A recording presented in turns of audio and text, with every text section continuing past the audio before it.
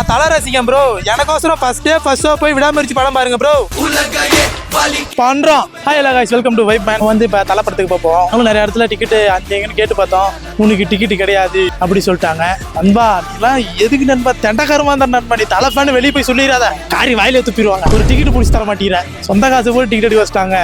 பிப்ரவரி 6 தல தல தல தல தல தல தல தல தல தல தல டிக்கெட் எடுத்தாச்சா?